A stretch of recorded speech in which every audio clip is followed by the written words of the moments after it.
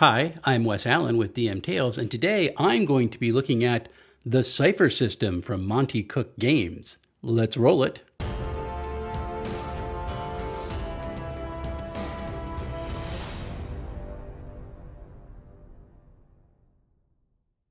The Cypher System is a game that is genreless. It was originally used to run the game Numenera, which is a review I'm going to be doing very soon. And it is a fascinating game where a lot of the crunch is done before the roll even happens. Let's take a look. Right away, you can see that the Cypher System is a very hefty book. It comes in at about 450 pages. Let me get that into frame there. And you can see, if you look carefully, that it is a glued binding. Now, this confused me a little bit. And the reason why is because we often assume that a glued binding product means that it is less premium. Stitched binding is really where the premium stuff comes into play. And yet this really felt like a premium book. I could even see the signatures in the book when I looked on the spine. And that indicated to me that something different was going on here. Usually with a glued binding, you're going to see no signatures because they grind off the spine to get everything flat and then they glue it there. It's called a perfect binding. And in this case, Monte Cook had signatures in the binding, and I had not seen that before. So I actually reached out to Monte Cook Games through Twitter, of all things, and they got back to me. They told me that this is actually a notch binding, specifically a notch case binding, because the case is the hardback book, and that could actually be said to be a stronger binding and a more durable binding than even the old stitch binding that everybody assumes is the premium. You essentially make 1-inch notches in the back of each signature in several places, and you pour the glue into it. The fibers get mixed up when you create that notch, and you're actually using the strength of the fibers of the paper itself as part of the bind. And that's what makes it a really strong product. So if you hear that it is a glued binding product and think that it is not premium or that it's not going to be durable, in fact, this type of binding is going to be lasting for years and years and years. And I like to thank Monte Cook for getting back to me and alleviating me of my confusion on that very topic. I will say that because of the glue is stiff on the spine, it is a little harder to lie flat in the front and the back of the book, much as you're going to experience with a perfect bound book. And in those instances, I did prefer reading the PDF at the very beginning and the very end of the book. But in general, it's a very pleasant reading experience. The text for Cypher System is a 2-column layout with a nice sans serif font that is easy to read. The 2 columns do not take up the entire page, however. You have this blank spot over here on the margins, and I'll talk a little bit about that later. Tables use alternating row covers, which I always appreciate. And the heading fonts are a very distinctive, condensed, slightly higher weight font that really separate out from the rest of the body text. It's very nice. So it does have different headers on the left and right pages. The right page is going to have your chapter header. The left page is going to have the name of the book. The footer is going to be the same, although opposite on the different pages. You'll have a small call out there and a circle that's going to have the page number in it. And that circle is actually also the symbol they use for the bullet points, which is a nice little touch. One of the cool things about the book is that the different header and footers are going to have this little swoosh on the corners, and you can actually see here that it changes colors, and that is going to change depending on what part of the book you are in. So it becomes very colorful on the side view, but it looks really, really good, and those different colors are going to mark where you are in the book, kind of like trail markers. You see what section that you're actually in. This is a neat little innovation that I really, really like. One of the cool things that I love about using different colors to mark what section of the book you are in is that color becomes the accent that's used throughout that entire section for things like your table row alternating colors and your drop caps and your heading font. All these things are used, and so they really help you to understand what section of the book you're in. And if you flip a few pages ahead, you can tell that you've changed sections just because the colors change. It's a really nice setup. I appreciate it a lot because the design language stays the same throughout the book. Those different colors give you different accents without taking away the overall unity of the product. It's really well done. So I said I'd talk about that outside margin later on in the video, and here it is. They actually use that outer margin to do margin notes, and I find this to be absolutely fantastic. I want this now in every game that I play. It is so helpful. Instead of going to footnotes or endnotes and having to flip through pages or look down at the bottom of the page in order to see what information is being referenced, it's right there at the same level of the paragraph which is being referenced. And that is so helpful. One of the really cool things is that if you have that in the PDF form, those page numbers that exist in those margin notes are also hyperlinked. So you can tap on it and be taken to the information that is being referenced. Like I said, I want this everywhere. And it's not just used for cross-referencing other information in the book. Sometimes there are alternate tips for rules or running combat or things like that that appear in those margin notes. So they become a little side conversation that's going on next to the main text. It's a really nice innovation, and I've encountered margin references before in different books, nothing ever for tabletop role-playing games, and I think it's a fantastic addition. Really well done, Monte Cook. Like I said, Cypher System is a genre-agnostic book, but it does give you in part 3 a listing of 9 example genres with some tips on how to run them that give you some jumpstart capabilities for the type of game that you want to run. Really like it. It's a nice section of the book that I appreciate. The ending of the book, however, is one of the highlights for me because that last section really is a 40-page treatise on running the Cypher System. But it doesn't need to be limited to just running the Cypher System. There is so much good information in that essay that it can be used for any GM running any system, and is one of the things that I really think is a good idea to read at the beginning of understanding the Cypher System rather than waiting until the end. There's just some really good advice that encourages you as you try to plod through learning this new game. And I love the fact, having read Numenera now, that this essential essay appears in Monte Cook's games. It's really good, and it's such a helpful advice. I'm glad they continue to adapt it for the different books that they put out.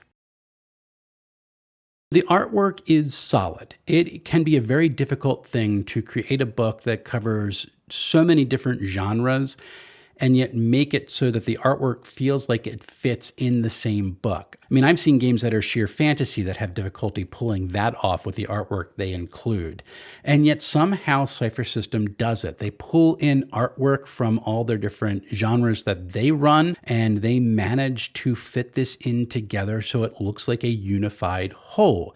It's really well done, and I love the styles that they used. I will say there's no particular artwork that I look at it and go, oh, I have to find out what's around that corner. And that could be a side effect of me trying to plod through the text so much so that I understood the game enough to do the review. So I'm going to go back and revisit this. But I did notice that the artwork doesn't stick in my head so much as I just appreciated it as I was flipping through the pages. I do think as I go through the game a little bit more, I'll learn to appreciate the differences in the art a little bit better. But right now, it's just very good color in this really excellent book. It could be a strange thing to say for a book that is about 450 pages long, but Cypher System is a rules-light game. And I say that because everything works off of the same mechanic. Everything in the game has a level. We can call them different things depending on what you're dealing with, but it all amounts to the same thing. Everything has a level. That level goes from 1 all the way up to level 10. And so a task that has level 1 is really easy, and a task that has level 10, well, that's almost impossible. And how do we say that? Well, that's because your target number is derived from an object or from an opponent or from some task's level. A level 1 task, you times that number by 3 and you get 3. Well, that's pretty easy to hit on a d20. A level 10 task, you times that by 3 and you get 30, which is technically impossible to hit. And that's the way that the game works. In fact, levels 7 all the way up to 10 are technically impossible because every time you times one of those numbers by 3, you get a number over 20, which you cannot hit. So why include them in the game? Well, that's because the levels can be adjusted, adjusting the target number that you need to hit based on things that the characters have. They can have a tool or a particular position on a map that gives them an asset over someone. They have the high ground. That's an asset. They have a wrench to unscrew something. That's an asset. They could be a trained mechanic dealing with a machine. That's a skill. They could decide to put more effort into it by spending points out of one of their pools. We'll talk about that in a minute. That can also reduce the number that you need to hit in order to achieve a task, hit an opponent, or break something. And so it's really, really an interesting way to deal with it. All the crunch is done before the roll. You're not adding modifiers after you roll the dice, at least not often. Instead, you're changing your target level based on the things that you bring to the table. I am good at this. There's an asset. I'm in a good position. I have an asset. I have 2 tools. There are some assets. And these are going to ease my rolls by making that target level lower than what it would be normally. It is really slick. It takes a little getting used to because all that crunch is being done beforehand. But then when the roll comes, you know the number you need to hit, and that's the end of it. I either make it or I don't. There's nothing else to talk about. There is something about this game and this mechanic that has just gotten into my head. Because even combat works this way. Your opponents, mostly creatures that come from whatever world that you are in, they have a target number based on the level that they are. So if they're a level 5, you need a 15 in order to hit. And then you can add your skills, you can add your training, you can add your assets to everything to try to knock that number down a little bit. And when the creature attacks you, you add your skills, your training, and other things that come from your character sheet to defend against that. Because in this game, the players roll all the dice. The GM doesn't. And it surprises me that I like this so much because I am a person who does not like having the dice taken out of my hand. And yet how Cypher System has done this has just intrigued me so much that I really am willing to do this and play a game where I'm not rolling dice all the time. I kind of find that exciting. So let me give you an example of how this works. You are trying to defuse a bomb because bombs exist in the world that you are in. And the GM assigns it as a difficulty 7 level, which means that you're going to need a 21 on a 20-sided die in order to hit, which means, boom, you're just done. Well, not so fast. Say you have a player who also has a skill that can contribute to this activity. Well, they're giving you some help. So you're going to reduce that number by 1. So now you're at 6. Now you need an 18. Say you have a particular skill in diffusing weapons or diffusing bombs, and you're specialized in it. And that actually allows you to take 2 levels off. So you've gone from 6 now down to 4. And then you've got a tool that helps you to track wires throughout the bomb to see which ones are live and which ones are dummies and which ones you need to cut in order to defuse the thing. And now that's an asset that takes another one off. So you've gone from level 7 all the way down to level 3. So instead of needing a 21 to hit, now you need a 9 to hit. And if you have any other tools or assets or skills, you can throw them in there as well. And suddenly the impossible becomes possible. That's what I mean by the crunch is done all before the roll. It feels like it would be really fast at the table, and I'm very excited to try it out. So I have mentioned that you can spend points in a pool to apply effort to a roll, and that's something that can confuse someone. Well, there are 3 stats in the game. It is might, speed, and intellect, and indeed these are pools. You can spend these things to do things like apply extra effort to a task or activate a special ability.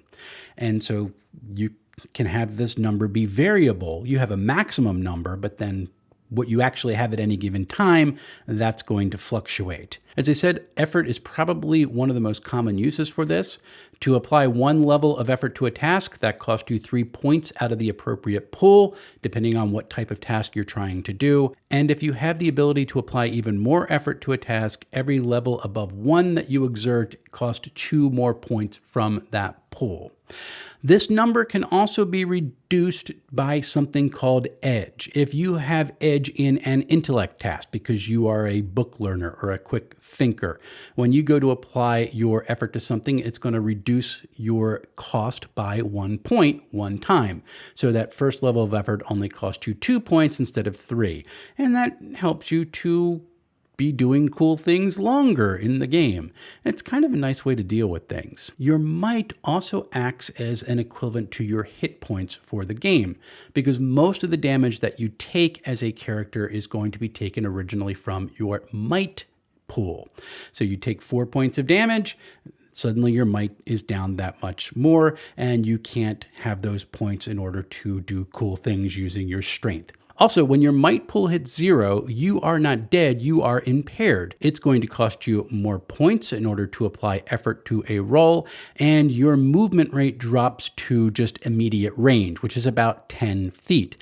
If your speed pool happens to be down at 0, then you can't move at all. You're just totally stuck. If 2 pools go down, because once your might pool is depleted, it goes to your speed and then to your intellect pools.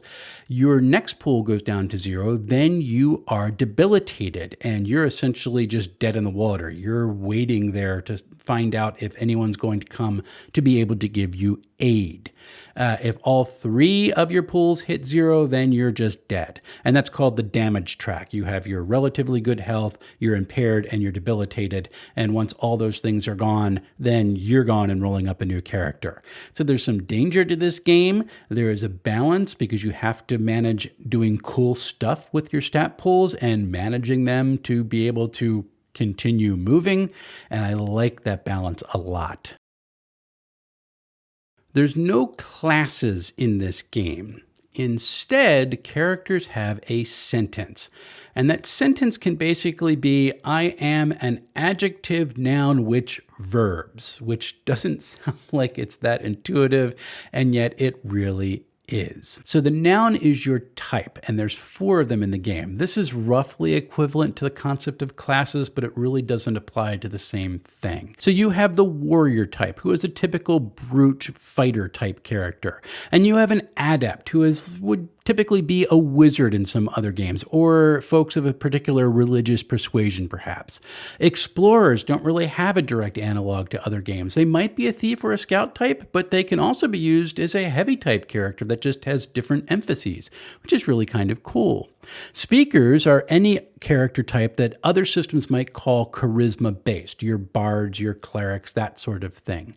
And all these characters come together and they have specific starting pools, they have specific starting skills, abilities, and hindrances that give them a nice balance in their character. And then that type is further modified by your descriptor, which is the adjective, and the verb, which is your foci or your focus. These are going to give you different abilities. They're going to give you different bonuses or hindrances depending on what you're going to do. So a helpful warrior is going to be a little bit different than a chaotic warrior because that's their description and they're going to be played differently. The focus, which is something that the character is really about, that's something that they really know, that's going to give them specific benefits based on what tier they are. Tiers are essentially the analog of levels, although they don't function the same way. It's just a helpful analogy for folks who are familiar with other games. And then Cypher System adds a further way to customize your character to differentiate your character from someone else's character. So no 2 warriors or adepts or explorers or speakers are the same. And this is to give them flavor. And essentially what flavor does, it allows you to pull skills from a different list based on tier. So if you are a stealthy warrior, you can pull some cool skills from stealth and become like a ninja type character, that sort of thing. This would be called in other games multi-classing probably, but it doesn't function the same way. It's actually a little bit more elegant and doesn't have as many restrictions. All you're doing is coloring your character with a different tree of abilities than someone who just goes straight down the line with their type. It's a really nice system, and it gives you as many character kinds as your imagination can come up with, because players and GMs are encouraged to work together to come up with their own descriptors or their own foci that flavor the characters of this world. I think this is phenomenal. The idea that you would just have your character be, I am a adjective, noun, who verbs. That's a pretty innovative concept. I am a fan. Moved my mic because I had it hidden the entire time when I brought it over to look at the book. Let's continue. Advancement is rather interesting. Every time you want to go up a tier, you have to have 4 benefits that you earn each tier that you are on. Each of these benefits cost 4 experience points, and you can apply them in whatever order that you want. Let's look at them. First, you can gain 4 points for your pools. You can distribute them however you want. Another benefit is to add 1 to an edge for 1 pool of your choice, so you can reduce the cost of your pool points in order to apply effort. And if you get 3 edge on any 1 pool, then you get 1 level of effort for free. Pretty cool. Another benefit is to add 1 level of effort that you can apply to any given task. Players start with 1 level of effort, and then as they go up in tiers, then they can apply more and more as they get more powerful. This allows them to try more difficult tasks more regularly. And then finally, you can choose a skill in your tier or in a lower tier that you can learn. And if you choose a skill that you already know, then you become specialized in that skill. And instead of easing your roll by 1 level, now you're easing it by 2. It's a really nice system, and I like it a lot. But advancement is not the key impulse of the game, because your experience points can be used as a type of currency. You can spend an experience point to re-roll any die that you fail on, or if you're trying to go for a higher roll because you really need to take something down and want to do extra damage, you can re-roll a die by spending an experience point. If a GM gives you an intrusion, which we'll talk about in a little bit, you don't want to deal with the intrusion right now, you can spend an experience point to get rid of that intrusion and let things flow as they were going to flow anyway. You can also use your experience points to give yourself immediate short or long-term benefits. This allows the players to help control the story a little bit. So say your party comes to a door that is nearby where your character grew up, and you're stuck there because the key got destroyed or you forgot to find it, and you see that there's a key slot there, and you want to spend an experience point and say, hey, wait a minute, I have this pendant that's the same shape as that hole that my family has passed on for generations. So you spend the experience point, and suddenly your character's family has been passing on the key to get into that complex for generations that you aren't even aware of. And now here you are, and you could put it into the keyhole, and suddenly a new world opens up to you. That's kind of cool. You can also use experience points to say things like, well, I grew up near these mountains, so I know them like the back of my hand. So now you have a benefit to reduce all checks for tracking or for climbing in this particular set of mountains or hills. That's the type of thing that you can do. Another thing I think would be fun to say is if you come across people who speak a language that you don't understand, maybe you uncover a group of ancient people who speak a completely different language than the one that your group speaks. You can say, hey, wait a minute, I recognize this language. It's a different dialect, but I think I can communicate. Spend the experience point, and suddenly you're able to. I like this idea that experience is used as currency of a sort, and it encourages people to balance their drive to advance their character into upper tiers, which is not really the goal of the game, and to help the story be steered in a way that they really appreciate, like, and enjoy. It's a nice concept. So, how do you get experience points in this game? Well, you don't do it the way that you do in a lot of role-playing games. Killing monsters and earning treasure does not necessarily get you experience. You get experience by things like GM intrusions. A GM intrusion is a way for a game master to nudge a story in a particular direction. It's not railroading as much as it is, hey, look over here. And so when a GM wants to intrude, they can ignore the roll of a dice. So if a player character succeeds at a task or is so good at a task that it becomes automatic, they can say, nope, the rope breaks, or the door closes behind you, or there's a toxic gas plume right there, or the people have reinforcements show up that helps change the dynamic of a particular moment. When a GM does that by choice, they give out 2 experience points, one to the character who is most impacted by the decision and another party member of that player's choice. So that's probably the most common way to get experience points in the game.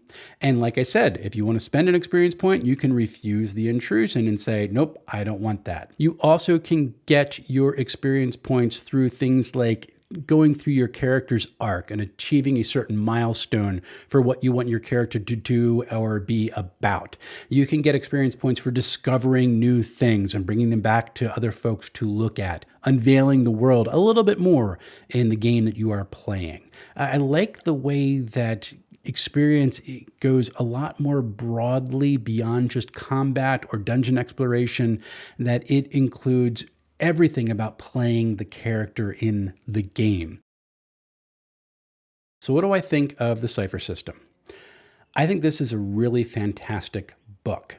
There are a couple points in this system that I think they could have done a little bit better editing. One of the biggest sections is on their abilities. There are over 1,000 abilities which are described in this game.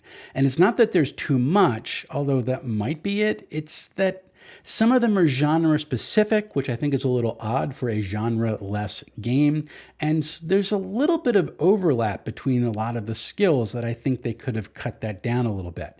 It's over 100 pages in the book, and trying to flip through to see what each one did, it just kind of put a little glaze over my eyes after a while.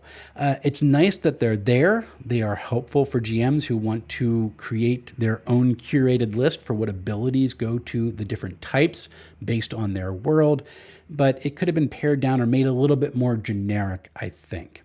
But that's my biggest knock on the book and my biggest knock on the system. There is so much about it which is intriguing and is open to an endless amount of possibilities depending on what your imagination allows you to do.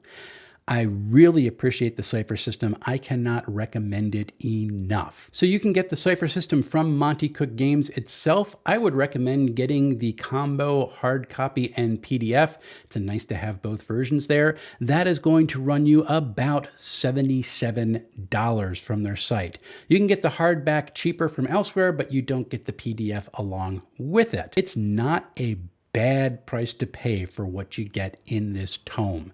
And the Cypher System is a fantastic game that I think a lot of people should try out. So next on my channel, I do think I'm going to be looking at another Cypher System game, Numenera, which is where the game originally derived.